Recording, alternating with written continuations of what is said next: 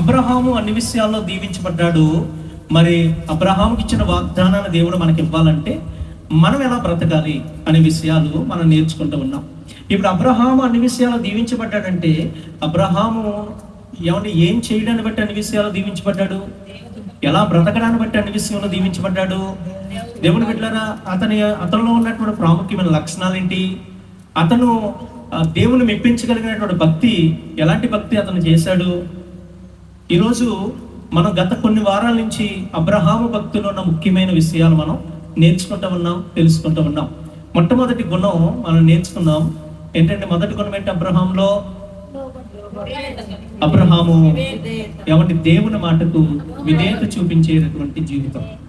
ప్రతి విషయంలో లోబడ్డాడు, దేవుడు చెప్పిన ప్రతి మాటకు లోబడ్డాడు. ప్రారంభంలో కొంచెం అవిధేయత చూపించిన, త్వరగా లోబడకపోయినా, వెంటనే లోబడకపోయినా, తర్వాత కాలంలో వెంటనే లోబడేటటువంటి స్థితిలోనికి అబ్రహాం యొక్క భక్తి అభివృద్ధి చెందిందని మనం నేర్చుకున్నాం. అలాగే వెంటనే లోబడకపోవడం వల్ల అబ్రహాము ఎంత నష్టపోయాడో కూడా మనం తెలుసుకున్నాం. స్తోత్రం చెప్పండి. అలాగే రెండవది, అబ్రహాము అన్ని విషయాల్లో దీవించబడ్డానికి రెండవ కారణం ఏంటంటే, అబ్రహాము తన యొక్క కుటుంబంలో, తన చుట్టూ ఉన్నటువంటి ప్రాంతంలో, తన నివాస స్థలాలలో భక్తి కలిగిన వాతావరణాన్ని, ఆత్మీయ వాతావరణాన్ని ఆయన ఏర్పాటు చేసుకున్నవాడు. హల్లెలూయా. అబ్రహాం యొక్క భార్య కావచ్చు, పిల్లలు కావచ్చు, పనివారు కావచ్చు, తనున్నటువంటి స్థలం కావచ్చు, తనకు కలిగినటువంటిది కావచ్చు, ప్రతి సమయంలో ప్రతి స్థలంలో దేవుని సన్నిధిని ఆయన కోరుకున్నాడు, అట్లానే స్థాపించుకున్నాడు. దేవునికి స్తోత్రం చెప్తామా? హల్లెలూయా. ఈరోజు అబ్రహామును దీవించినటువంటి దేవుడు మనల్ని దీవించాలంటే అబ్రహాముతో ప్రారంభించబడిన లోతు వలె కాకుండా మన జీవితాలు అబ్రహాము వలె మార్చుకోవాలని ఆనాడు మనం నేర్చుకున్నాం. దేవునికి స్తోత్రం చెప్తామా? హల్లెలూయా. మూడవ లక్షణాన్ని కూడా మనం నేర్చుకున్నాం. అబ్రహాము దీవించబడ్డానికి మూడవ గుణం ఏంటంటే, గొడవలు పెట్టుకునే లక్షణం కలిగినోడు కాదు, సమాధానంతో బ్రతికే గుణం కలిగినోడు అబ్రహాం. దేవునికి స్తోత్రం చెప్పండి. తను ఎవరితోనూ గొడవలు పెట్టుకోలేదు, తన బంధువులతో, తన స్నేహితులతో ఎవరిని పోగొట్టుకోలేదు, ఎవరితో గొడవలు పెట్టుకోలేదు. ఒకవేళ సమస్య వస్తుంది అని తెలిసే సమయానికి అబ్రహామే, అంత ఉన్నతమైన స్థితిలో ఉన్న అబ్రహామే 4 మెట్లు దిగైనా సరే సమాధాన పడే గుణం కలిగినోడు అబ్రహాం. దేవునికి స్తోత్రం చెప్తామా? అందుకే అబ్రహామును దేవుడు అన్ని విషయాల్లో ఆశీర్వదించాడు. సమాధానపరచువారు ధన్యులు, వారు దేవుని కుమారులు అనబడతారు. దేవునికి స్తోత్రం చెప్పండి. దేవుని బిడ్డలారా, ఎవరైతే సమాధానపరుస్తారో వారు దేవుడు తన పిల్లలుగా చేర్చుకుంటా అన్నాడు. అబ్రహాము సమాధానపు వాతావరణం కలిగినోడు. అందుకే దేవుడు అబ్రహామును అన్ని విషయాల్లో దీవించాడని మనం నేర్చుకున్నాం. అలాగే 4వ లక్షణం గత వారం మనం నేర్చుకున్నాం. అబ్రహాము ఆతిథ్యం ఇచ్చే గుణం కలిగినోడు. స్తోత్రం చెప్పండి. ఇతరులు ఆపదలో తన ఇంటికి వస్తే, ఆకలితో వస్తే ఎవరిని త్రోసివేయనటువంటి వాడు అబ్రహాం. దేవుని బిడ్డలారా, ఇతరులకు సాయం చేసే గుణం నీకున్నప్పుడు, ఇతరులను ఆదుకునే గుణం నీకున్నప్పుడు, ఆతిథ్యం ఇచ్చే గుణం నీకున్నప్పుడు, ఎదుటి వాని ఆకలి తీర్చగలిగినటువంటి గుణం, లక్షణం నీకున్నప్పుడు దేవుడు నిన్ను బహుగా దీవిస్తాడు. స్తోత్రం చెప్పండి. దేవుడు నిన్ను అంచెలంచెలుగా ఆశీర్వదిస్తాడు. అబ్రహాము దేవునికి ఆతిథ్యం ఇవ్వడం ద్వారా బైబిల్ గ్రంథంలో భక్తుడు తన యొక్క సంఘానికి లేదా దైవజనులకు, ఇతర మనుషులకు ఆతిథ్యం ఇవ్వడం ద్వారా ఎలా దీవించబడ్డారో, ఏ స్థితికి వెళ్ళారో మనం గత వారంలో నేర్చుకున్నాం. దేవునికి స్తోత్రం చెప్తామా? ఈరోజు అబ్రహాము జీవితంలో ఉన్న మరొక ప్రాముఖ్యమైన లక్షణాన్ని మనం నేర్చుకోబోతూ ఉన్నాం. అబ్రహాము గారు సాక్ష్యమును కాపాడుకున్న వ్యక్తి. ఏం కాపాడుకున్నాడు? మాట్లాడలేదు. స్తోత్రం చెప్పండి. దేవుని బిడ్డలారా, ఒక క్రైస్తవ జీవితానికి ప్రాముఖ్యమైనది ఏంటో తెలుసా? సాక్ష్యం. ఏంటమ్మా సాక్ష్యం? అంటే ఏదో మై కట్టుకొని పోయిన వారం దేవుడు నాకు అది చేశాడు, ఇది చేయడం అని చెప్పే సాక్ష్యం కాదు. నీ కోసం, నీ బ్రతుకు కోసం, నీ బిహేవియర్ కోసం లోకం చెప్తాను చూసావా, అది సాక్ష్యం అంటే. స్తోత్రం చెప్పండి. నువ్వు ఎలా ఉంటున్నావో, ఏం మాట్లాడుతున్నావో, ఏ రకంగా ప్రవర్తిస్తున్నావో, ఎలా నడుచుకుంటున్నావో నీ కొరకు సాక్ష్యం చెప్తారు కదండి. ఆ సాక్ష్యాన్ని నువ్వు కాపాడుకోవాలి. అబ్రహాము అలాంటి సాక్ష్యాన్ని కాపాడుకున్నాడు. అబ్రహాము గురించి బైబిల్ గ్రంథంలో అనేక మంది అనేక రకాలుగా సాక్ష్యం చెప్పిన వాళ్ళు ఉన్నారు. వారిలో తన సొంత వాళ్ళు ఉన్నారు, వారిలో దేశపు రాజులు ఉన్నారు, చుట్టుప్రక్కల ఉన్న ప్రజలు ఉన్నారు, తన యొక్క పిల్లలు ఉన్నారు, అబ్రహాము యొక్క వంశస్థులు కూడా ఉన్నారు. అబ్రహాము గురించి మంచి సాక్ష్యం అతను కాపాడుకున్నాడు. మంచి సాక్ష్యాన్ని దేవుని కొరకు కలిగి జీవించాడు. అందుకే దేవుడు అబ్రహామును అన్ని విషయాలలో దీవించాడండి. వింటున్నారా? స్తోత్రం చెప్పండి. యేసుక్రీస్తు ప్రభువారు కూడా ఈ లోకంలో బ్రతుకుతూ ఉన్నప్పుడు తన సాక్ష్యాన్ని కాపాడుకున్నాడు. యోహాను సువార్త 8:46 ఒక అద్భుతమైన మాట రాయబడి ఉంటుంది. నాలో పాపం ఉందని మీలో ఎవరైనా స్థాపింపగలడా అన్నాడు యేసు ప్రభువారు. స్తోత్రం చెప్పండి. ఆ సాక్ష్యాన్ని యేసుక్రీస్తు ప్రభువారు కాపాడుకున్నాడు. ఇదిగో సాక్ష్యం ఇచ్చేవారు ముగ్గురు అని దేవుడు మాట్లాడుతూ ప్రతి ఒక్క విశ్వాసం గురించి తండ్రి అయిన దేవుడు, కుమారుడైనటువంటి దేవుడు, పరిశుద్ధాత్మ దేవుడు ప్రతి ఒక్క వ్యక్తిని గురించి సాక్ష్యం చెప్తారని దేవాది దేవుడు యోహాను పత్రికలో రాయించాడు. మొదటి యోహాను పత్రికలో. స్తోత్రం చెప్పండి, గట్టిగా చెప్పండి. ఎవరిని మన కొరకు దేవుడు సాక్ష్యం చెప్తాడు. జాగ్రత్తగా నండి. స్తోత్రం చెప్దామా? ఎవరిని సాక్ష్యం ఇచ్చేటటువంటి కోవాలో ప్రతి ఒక్కరి గురించి కూడా ముగ్గురు దగ్గర నుంచి సాక్ష్యం ఉంటుంది. ముగ్గురు దగ్గర నుంచి నీ కొరకు సాక్ష్యం మొట్టమొదటిగా నీ చుట్టుప్రక్కల ఉన్న వారి దగ్గర నీ సాక్ష్యం కాపాడుకోవాలి. ఎవరి దగ్గరమ్మా? చెప్పట్లేదండి.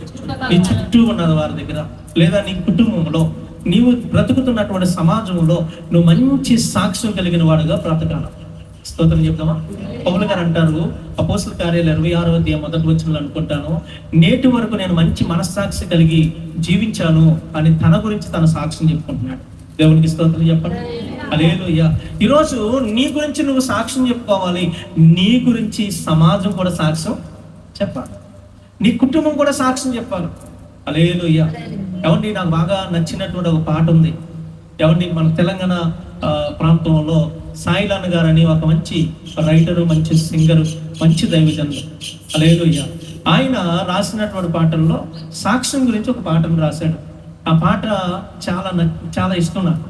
ఏమండి, ఏంటి ఆ పాట అంటే, వద్దు వద్దు వద్దు వద్దు ఊరన్నో, ఈ పులుముకున్న భక్తి అసలే వద్దన్నో, గడ్డి పువ్వు లాంటి బ్రతుకొద్దురా ఊరన్న. హల్లెలూయా. అందులో మంచి సాక్ష్యం ఉంటది, మంచి చరణం ఉంటది.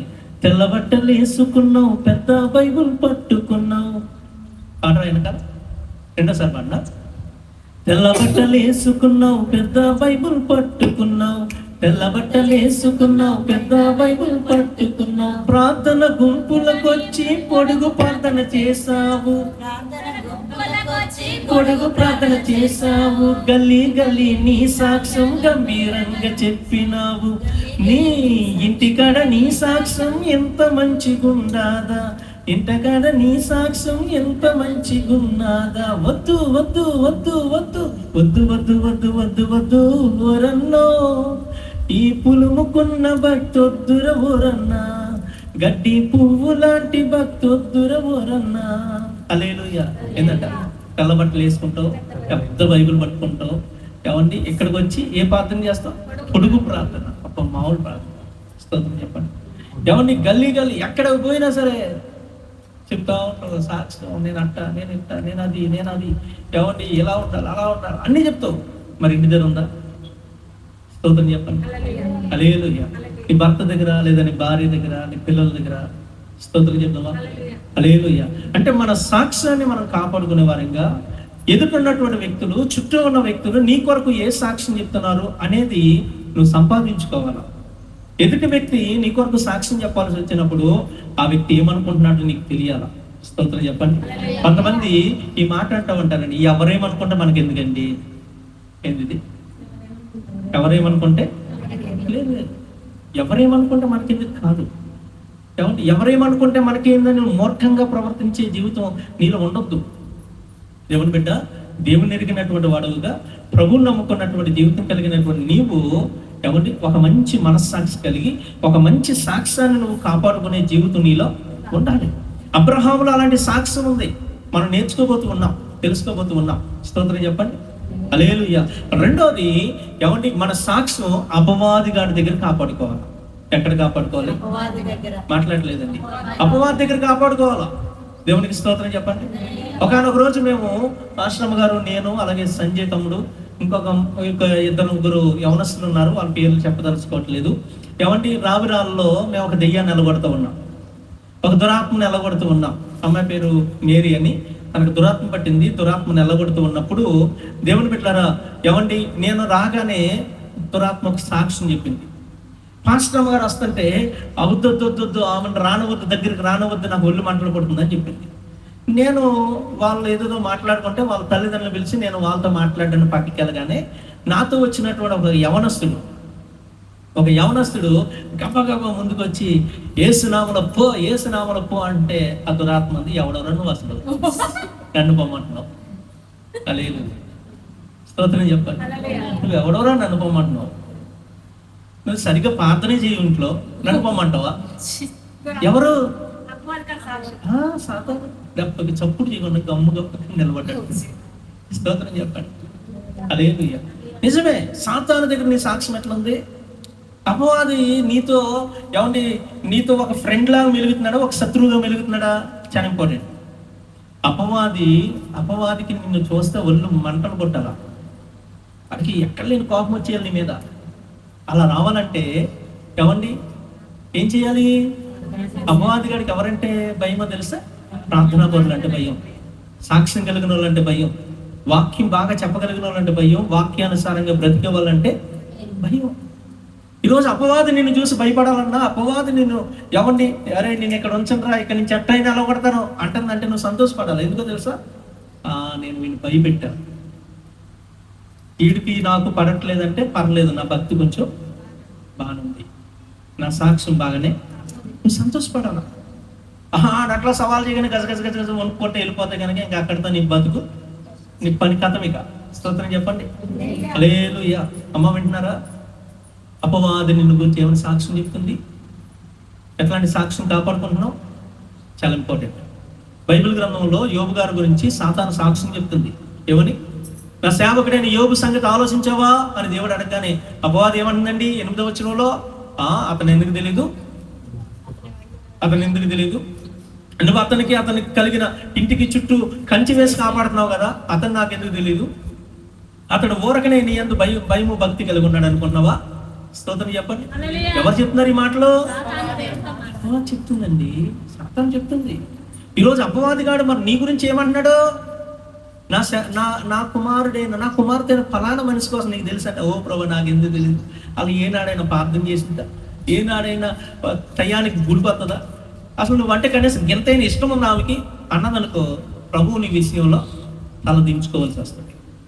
జాగ్రత్తగా నువ్వు ప్రభువుని గెలిపించే స్థితిలో ఉన్నావా, ప్రభువుకి తలవంపులు తెచ్చే స్థితిలో ఉన్నావా? ఒకసారి ఆలోచించే. నీ మీద ఉన్నటువంటి ధైర్యంతో, నీ మీద ఉన్న నమ్మకంతో ప్రభువు సాతాను గాడి దగ్గర సవాలు విసురుతాడు. అమ్మా విన్నారా? స్తోత్రం చెప్పండి. ఇప్పుడు దేవుడే సవాలు విసిరాడా, లేదంటే అపవాది గారు సవాలు చేశాడా? మాట్లాడలేదండి. అర్థమైందా? వాడు ఏమన్నాడు? ఓకనే భక్తి కలిగి ఉన్నాడా? తీసే అనగానే దేవుడు సవాలు విసిరాడు. ఓకే, తీసేస్తా. నా కుమారుడు పడిపోడని నా నమ్మకం, నా కుమారుడు నిలబడతాడని నా నమ్మకం. నువ్వు అతను ప్రాణాన్ని ముట్టుకోవడానికి వీళ్ళేది ఏదైనా చేసుకొని దేవుడు పర్మిషన్ ఇచ్చాడు. అంటే ఎంత నమ్మకం ఉండాలి? ఎంత నమ్మకం ఉంటే దేవుడు ఆ రేంజ్లో అపవాది గాడికి అవకాశం ఇస్తాడు. ఈరోజు నీ విషయంలో మరి దేవుడికి అలాంటి నమ్మకం ఉందా? నీ విషయంలో దేవుడు ఒకవేళ అలాంటి సవాలు విసిరితే కనుక నువ్వు నిలబడతావా? దేవుని తల పైకెత్తుకునేలా చేస్తావా, తల దించుకునేలా చేస్తావా? ఒకసారి ఆలోచించేయండి. స్తోత్రం చెప్తామా? దేవుడు అడిగాడు అనుకోండి, దేవుని బిడ్డ దేవుడు అడిగింది అనుకో, ఇదిగో పలానా వ్యక్తి కోసం నీకు తెలుసా, నా కుమార్తె ప్రతి వారం గుడికి వస్తుంది అనగానే నాకెందుకు తెలియదు ప్రభా. ప్రార్థన 10 గంటలకి అయితే 10:40కి వస్తుంది, 10:30కి వస్తుంది. ప్రార్థన చేయమన్నాడు కనీసం కళ్ళు కూడా పోయిదు, నాకు తెలీదా? అసలు వాక్యం చెప్తుంటే భలే నిద్రపోతే ఆమె ఎందుకు తెలియదు అన్నది అనుకో. అట్లాంటిది చెప్పలేదమ్మా. స్తోత్రం చెప్పండి. చెప్పదనుకున్నావా? తెలియదు అనుకున్నావా? అంటే నువ్వు ఎవరికి తెలియదు అనుకున్నావు. విన్నావా? అపవాది నేను గమనిస్తూ నీ పక్కన ఉంటాడు. వాడు ఎప్పుడు నీ వెనకాల తిరుగుతూ ఉంటాడు. ఎందుకు సార్ అంటే, నువ్వు ఏడ దొరుకుతావా, ఎక్కడ దేవుడి దగ్గర నిన్ను ఇరకాటంలో పెడదామా, ఎప్పుడు నీ మీద నింద మోపుదామా, ఎప్పుడు నేరారోపణ చేద్దామా, అదే వాడు పని. దేవునికి స్తోత్రం చెప్పండి. హల్లెలూయా. మరి సాతాను గాడు నిత్యము నీ మీద ఒక నిఘా పెట్టి ఏమంటారు స్పై లాగా నీ వెనకాల పడి తిరుగుతూ ఉంటే, మరి నిన్ను వాడు చూస్తున్నప్పుడు నీ బిహేవియర్ ఎలా ఉంటుంది? ఎవరు చూడట్లేదని నీ ప్రవర్తన విధానం ఎలా ఉంటుంది? గుళ్ళోకి వచ్చినప్పుడు ఓకే, మరి లోపల ఒంటరిగా ఉన్నప్పుడు, లేదా ఇంట్లో ఉన్నప్పుడు, కుటుంబంలో ఉన్నప్పుడు మరి ఎట్లా ఉంటుంది నీ జీవితం?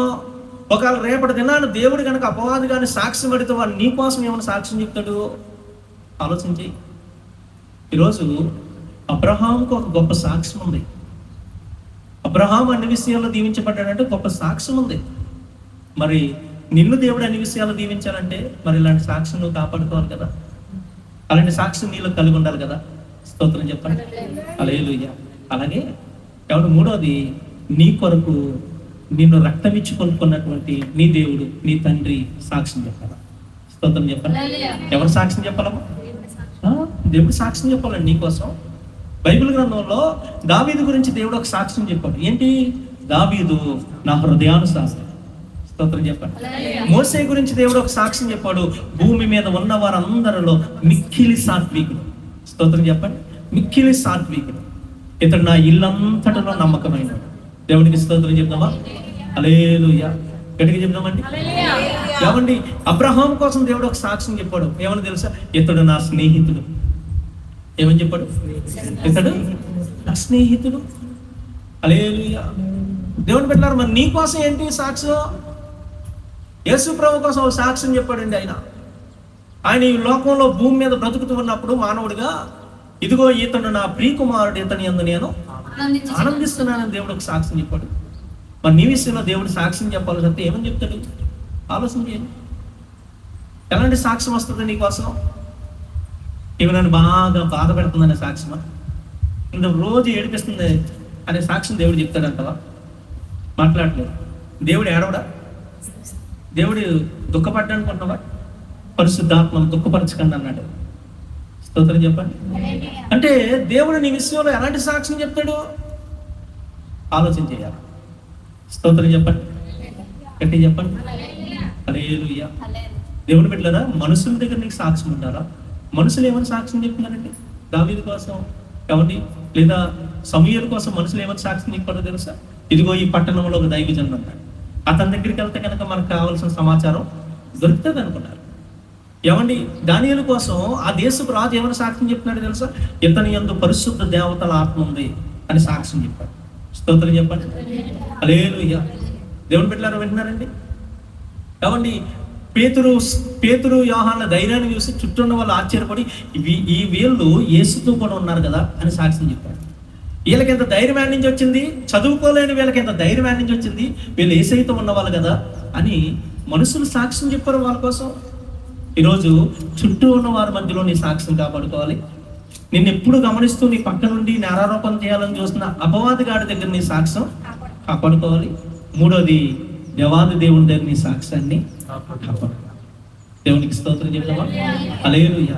ఈరోజు అబ్రహాం అన్ని విషయాలు దీవించబడ్డాడంటే కారణం ఏంటంటే, చూడండి కొన్ని విషయాలు మనం జ్ఞాపకం చేసుకున్నాం. ఆదికాండం 21వ అధ్యాయం 22వ వచనం. దయచేసి వాక్యం వినాలమ్మా. ఆదికాండం 21వ అధ్యాయం 22వ వచనం. ఆ కాలమందు అబీమెలెకును అతని సేనాధిపతి అయిన ఫీకోలును అబ్రహాముతో మాట్లాడి, చూడండి వినండి. నీవు చేయి పనులన్నిటిలో దేవుడు నీకు తోడై ఉన్నాడు గనక నీవు నన్నైనను నా పుత్ర పౌత్రాదులనైనను వంచింపక నేను నీకు చేసిన ఉపకారమునకు చొప్పున నాకును నీవు పరదేశమై ఉన్న ఈ దేశమునకు చేసేదనని దేవుని పేరట ఇక్కడ నాతో ప్రమాణం చేయమని చెప్పాడు. స్తోత్రం చెప్పండి. అమ్మా, అబీమెలెకు ఏమని చెప్తున్నాడండి? నీవు చేయి పనులన్నింటిలో దేవుడు నీకు తోడై ఉన్నాడు. ఎవరితో చెప్తున్నాడు ఈ సాక్ష్యం? అబ్రహాం గురించి సాక్ష్యం చెప్తున్నాడండి. ఈ అబ్రహాము దేవుణ్ణి కలిగినటువంటి వ్యక్తి అని సాక్ష్యం చెప్తున్నాడు. ఎవరు ఈ అబీమెలెకు? ఆ దేశానికి రాజు కదా. అబ్రహాం భార్యని ఎత్తుకొని పోయినాడు కదా. స్తోత్రం చెప్పండి. అమ్మ వింటున్నారా? అబ్రహాం భార్యని ఎత్తుకెళ్ళి ఇంట్లో పెట్టుకున్నాడు ఈ అబీమెలెకు. ఆ వ్యక్తే అబ్రహాం గురించి సాక్ష్యం చెప్తున్నాడు. అబ్రహామా, నీతో దేవుడు ఉన్నాడు. ఎలా తెలిసింది? అబీమెలెకు ఎలా తెలిసిందండి ఎంతంత దేవుడు అన్నాడని?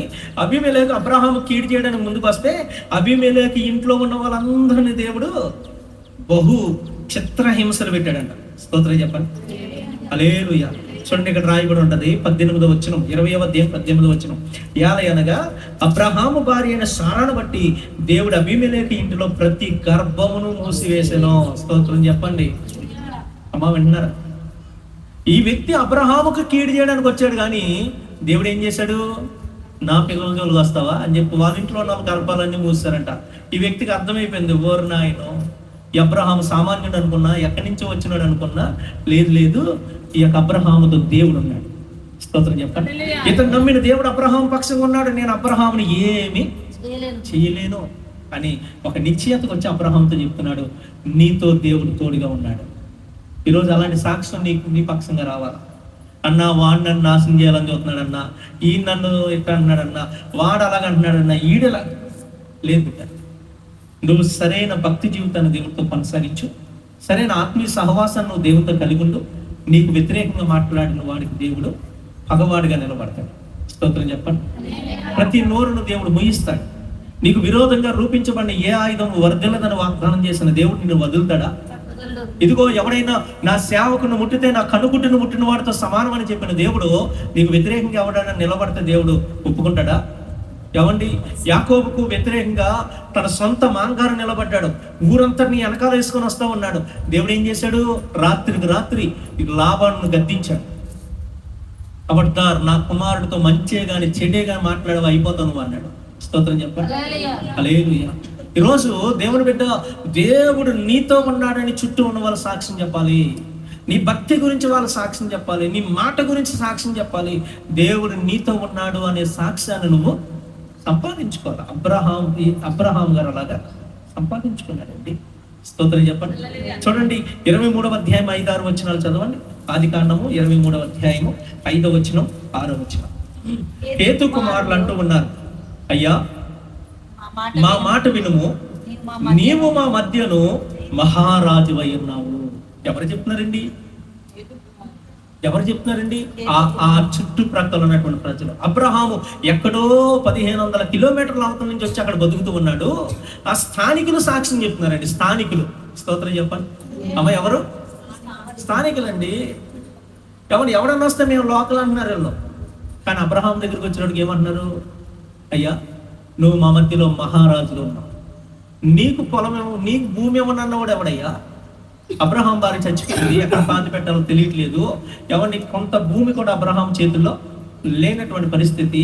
ఏదో పరదేశంగా ఉంటా ఉన్నాడు, తన గొర్రెలు మేపుకుంటూ ఉన్నాడు. కానీ భూములు, పొలాలు, స్థలాలు వారి ఆధీనంలో ఉన్నాయి.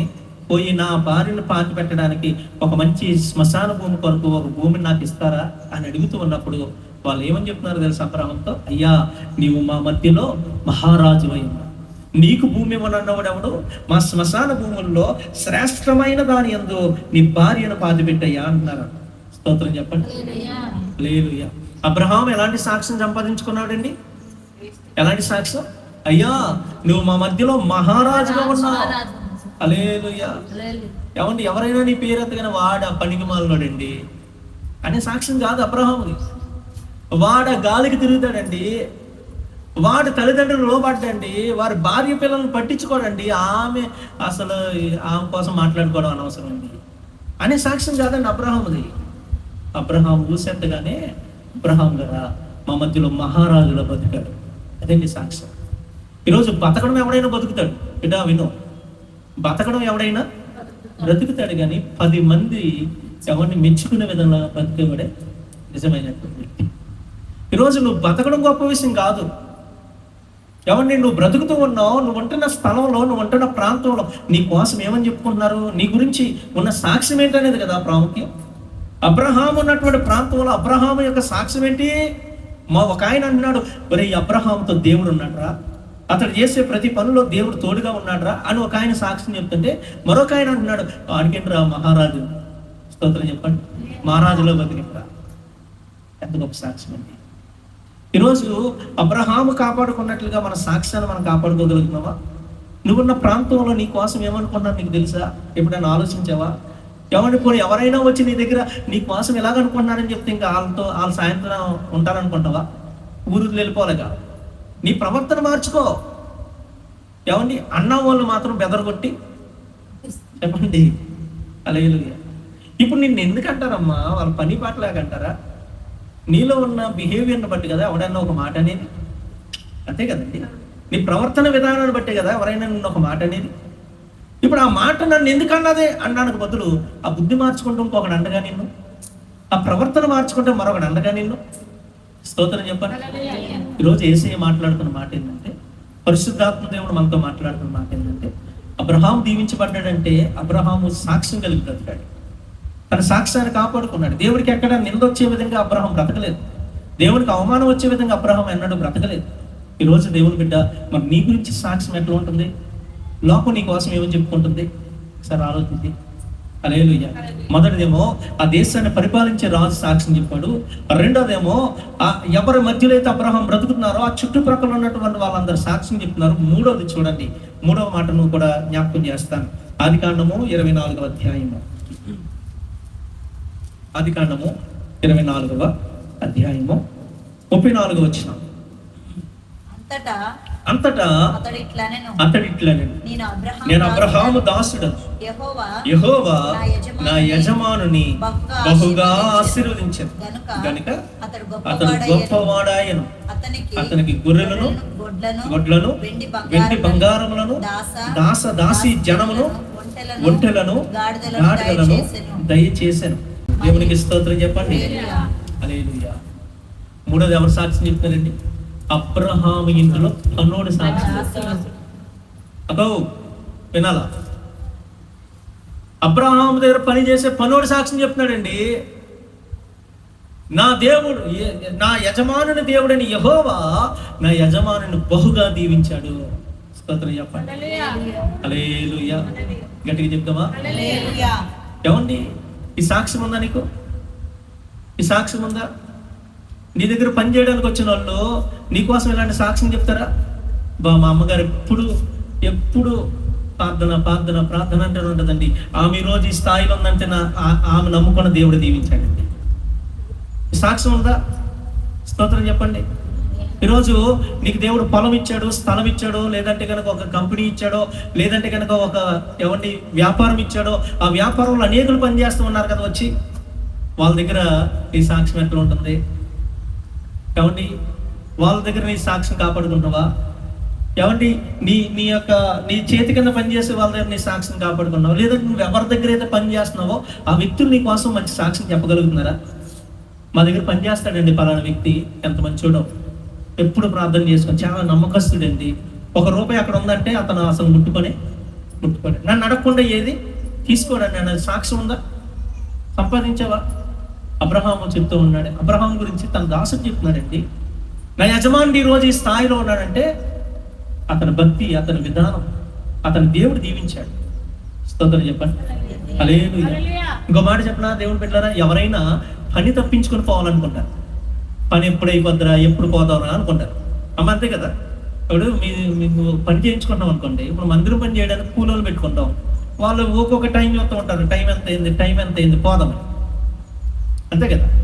ఎప్పుడు ముగింతారా, ఎప్పుడు పోతారా? ఇప్పుడు మీలో కూడా కొంతమందికి అలాంటి ఆలోచన ఉంటుంది, ఇంకా ముగించట్లేదంటారా, ముగింతే ఎప్పుడు పోదావరా? స్తోత్రం చెప్పండి. హల్లెలూయా. ఏమండి, మరి అబ్రహాము గురించి దాసుడు ఏమన్నాడు తెలుసా? చూడండి, ఇక్కడ ఒక మాట రాయబడి ఉంటుంది.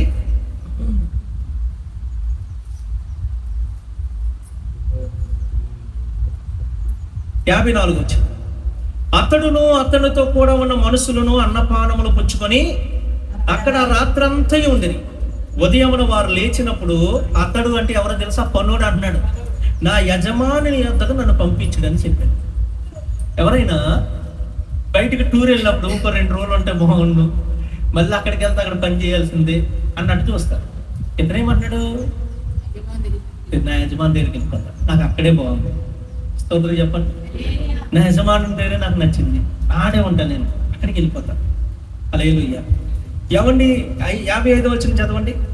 ఆమె సహోదరుడును ఆమె తల్లియు ఈ చిన్నదాన్ని 10 దినములైనా మా యొద్ద ఉండనిమ్ము, ఆ తర్వాత ఆమె వెళ్ళవచ్చునని. అంటే 10 రోజులు అక్కడ ఉండడానికి అవకాశం దొరికింది. ఎవరికి? పన్నోడికి. అమ్మ విన్నావా?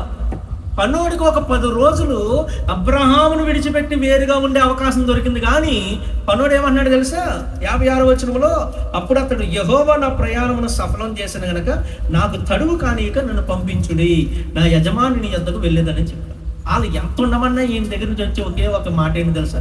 నేను నా యజమాని దగ్గరికి వెళ్ళిపోతా, నేను నా ఓనర్ దగ్గరికి వెళ్ళిపోతా. హల్లెలూయా. అసలు ఈ అబ్రహాం దగ్గర ఏముందిరా అంతలాగా తపన పడతాను అంటే అతను చూపించే ప్రేమ అనేది. స్తోత్రం చెప్పండి. నేను ఒక దాసుడినే కానీ నన్ను ఎప్పుడు దాసుడిగా చూడలేదు. నేను ఒక పనోడినే కానీ నన్ను ఎప్పుడు ఒక పనోడిగా చూడలేదు. అందుకేనండి అబ్రహాము అంటే పనోడు పరుగులు ఎడతా ఉన్నాడు. నేను వెళ్తా అన్నాడు. ఒక చిన్న మాట చెప్తున్నానండి, ఇక్కడ కూర్చున్న యవనస్తులకు చెప్తున్నా, కూర్చున్న వాళ్ళకి చెప్తున్నా, దేవుడు ఒకవేళ నేను బాగా దీవించి ఆశీర్వదించి నీకు ఒక స్థాయి ఇచ్చి, దేవుని బిడ్డ నీ చేతి కింద ఒక 10 మంది పని చేసుకునే రేంజ్ నీకు ఇచ్చాడు అనుకోండి, అమ్మా అలాంటి స్థాయి నీకు ఇచ్చాడు అనుకోండి, అర్థమైందా? ఆ రోజున నీ పనులను నీకోసం ఈ మాట చెప్పాలి. స్తోత్రం చెప్పండి. మాట్లాడలేదు. ఆ రోజు ఆ పనులు నీకోసం ఈ మాట చెప్పాలి. అలాంటి ప్రేమను చూపించాలి వాళ్ళ మీద. ఏదో నువ్వేదో ఓనరు వాళ్ళు ఏదో పనులు అన్నట్టుగా ఉండడానికి వీలు లేదు. కాబట్టి అక్క వెనకాల అక్క ఉంది. నిజంగా అక్క విషయంలో నేను ఈ సాక్ష్యం చెప్పగలుగుతాను. స్తోత్రం చెప్పండి. ఎంత స్వాతంత్రం ఇస్తుందంటే, ఎవరిని వాళ్ళకి ఆకలి వేసినాక పైకి వెళ్ళి పెట్టుకుంటుంది, వెళ్ళి టీ కాసుకో అక్కడే తినేసి రా అంటది. స్తోత్రం చెప్పండి. హల్లెలూయా. ఆడే పెట్టుకురా అంటది. హల్లెలూయా.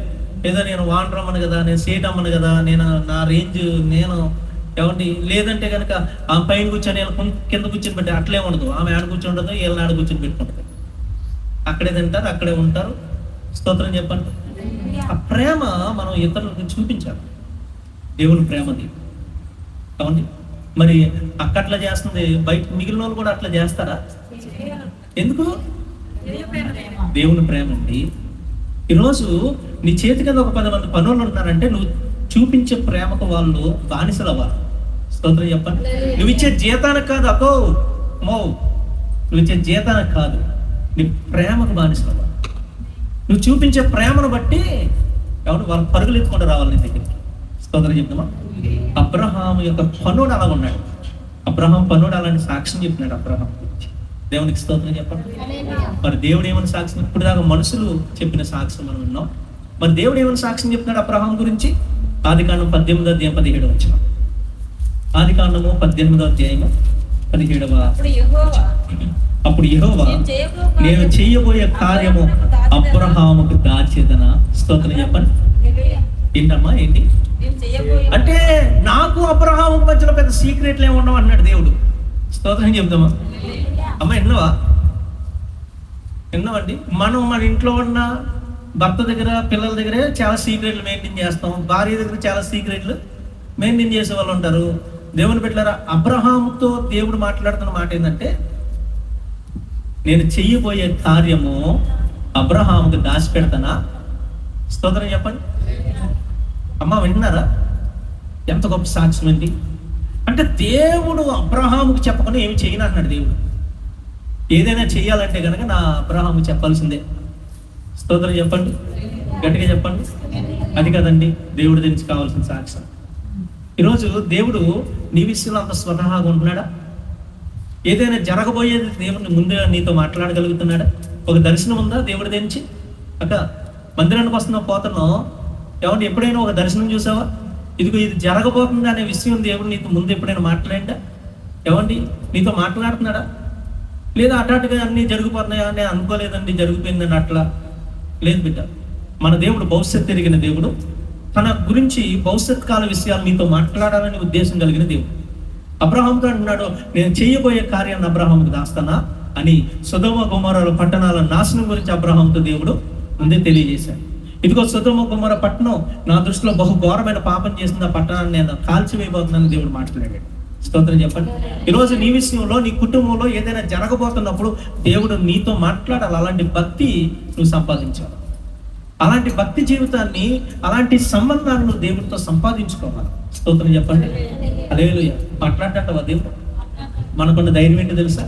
నీకు తెలియకుండా ఏది చేయడు, నీకు చెప్పకుండా ఏది చేయడు, నీకు చెప్పకుండా ఏం చేయడు.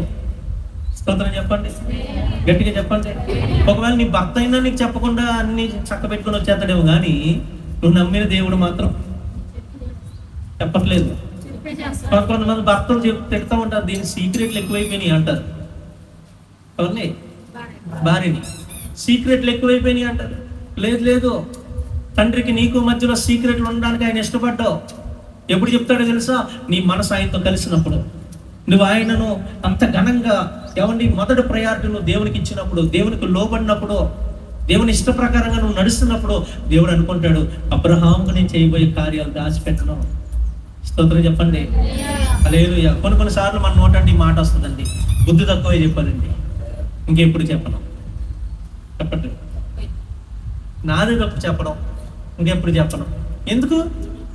ఎందుకంటే నమ్మకత్వాన్ని కోల్పోం. ఇప్పుడు అబ్రహాంతో దేవుడు అన్ని చెప్తున్నాడంటే అబ్రహాం ఏం కాపాడుకున్నాడో చెప్పట్లేదండి. స్తోత్రం చెప్తామా? అబ్రహాము దగ్గర ఉన్న సాక్ష్యం ఏంటంటే, ఈ అబ్రహాముతో జరగబోయే ముచ్చట్లన్నీ దేవుడు షేర్ చేసుకుంటాడు. అందుకే అబ్రహాము గురించి ఉన్న సాక్ష్యం ఏంటంటే, అబ్రహాము నా స్నేహితుడు అన్నాడు. అబ్రహాము నా స్నేహితుడు. స్తోత్రం చెప్పండి. ఇంకో మాట చూడండి దేవుని బిడ్డలారా, ఇంకా అబ్రహాము గురించి ఏమైనా సాక్ష్యం చెప్తున్నాడు. ఇదే 18వ అధ్యాయము 19వ వచనం. ఎట్లనగా, యెహోవా అబ్రహామును గురించి చెప్పినది అతనికి కలగజేయనట్లు తన తర్వాత తన పిల్లలను తన ఇంటి వారును నీతి న్యాయములు జరిగించుచు యెహోవా మార్గమును గైకొనుటకు అతడు వారికి ఆజ్ఞాపించినట్లు నేను అతన్ని ఎరిగి ఉన్నాను. చూడండి, అబ్రహాము గురించి దేవుడు ఏమని మాట్లాడుతున్నాడు తెలుసా? అబ్రహాము నాకు తెలుసు. ఎలా తెలుసు? ఏ విషయాలు తెలుసు అంటే, అబ్రహాము తన పిల్లలకు మంచేదో చెడేదో నేర్పించేవాడని తెలుసు, నీతి న్యాయాలు బోధించేవాడని నాకు తెలుసు అంటాడు దేవుడు. అమ్మ వింటున్నారా? ఎంత మంచి మాట తెలుసా? తన ఇంటి వారికి, తన పిల్లలను, తన ఇంటి వారును నీతి న్యాయాలు జరిగించుచు యెహోవా మార్గమును గైకొనుటకు అతడి వారికి ఆజ్ఞాపించినట్లు అతడిని నేను ఎరుగుతును. స్తోత్రం చెప్పండి. అంటే అబ్రహాము గురించి ప్రభువా నీ సాక్ష్యం ఏంటంటే, అబ్రహామయ్య నా కుమారుడు అబ్రహాము ఎలాంటి తెలుసా? తన పిల్లలకు ఏది మంచో ఏది చెడో నేర్పించుకునేవాడు. తన పిల్లలు ఎలా ప్రవర్తించాలో, ఏది నీతి మార్గమో నేర్పించే గుణం కలిగినాడు అబ్రహాం. ఇది ఎవరు చెప్తున్నారు ఈ సాక్ష్యం? దేవుడు చెప్తున్నాడండి. మరి ఈ రోజు దేవుడు నీకోసం ఎలాంటి సాక్ష్యం చెప్తున్నాడు? ఎలాంటి సాక్ష్యం ఉంటుంది? ఏలి ఉన్నాడండి. ఏలియా కాదు, ఏలి ఉన్నాడు. ఏలి గొప్ప దైవజనుడు. అతను ఏ మాట అంటే ఆ మాట తూచా తప్పకుండా జరిగింది.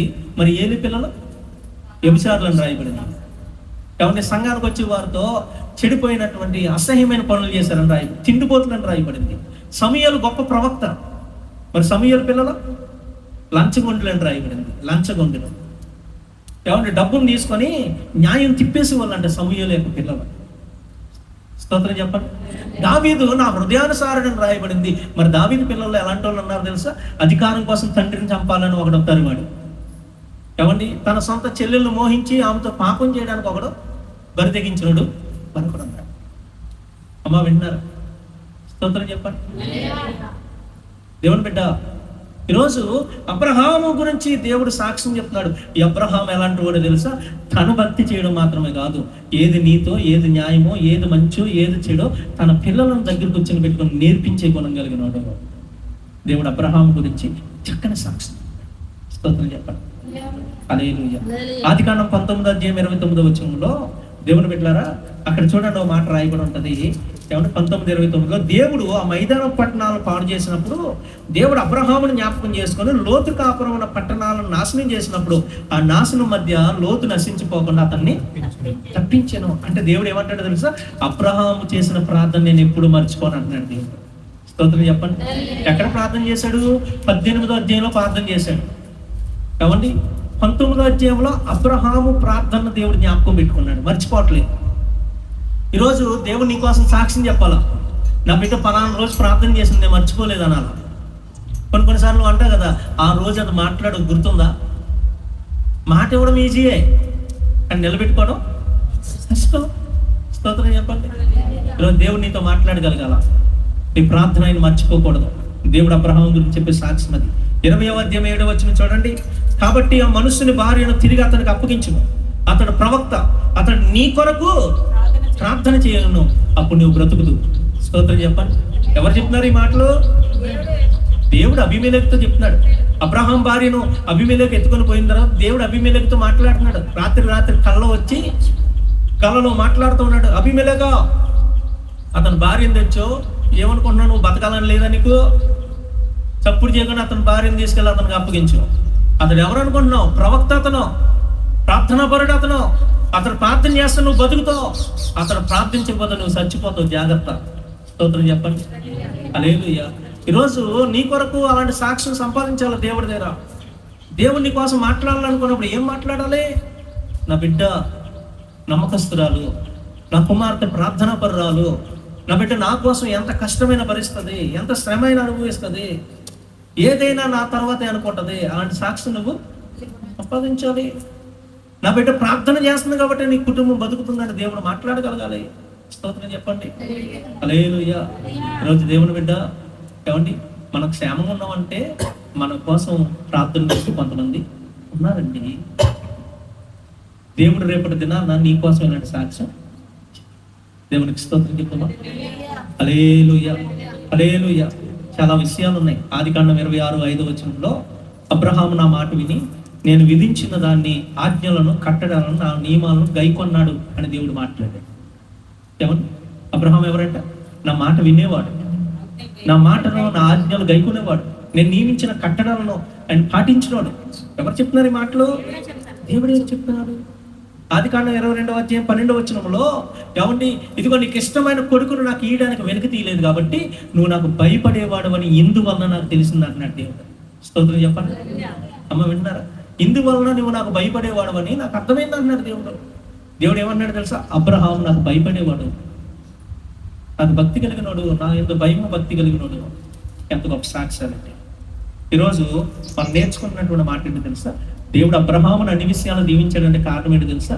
అబ్రహాము సాక్ష్యం కాపాడుకున్నాడు. ఏం కాపాడుకున్నాడమ్మా? చెప్పట్లేదండి, సాక్ష్యం కాపాడుకున్నాడండి. హల్లెలూయా.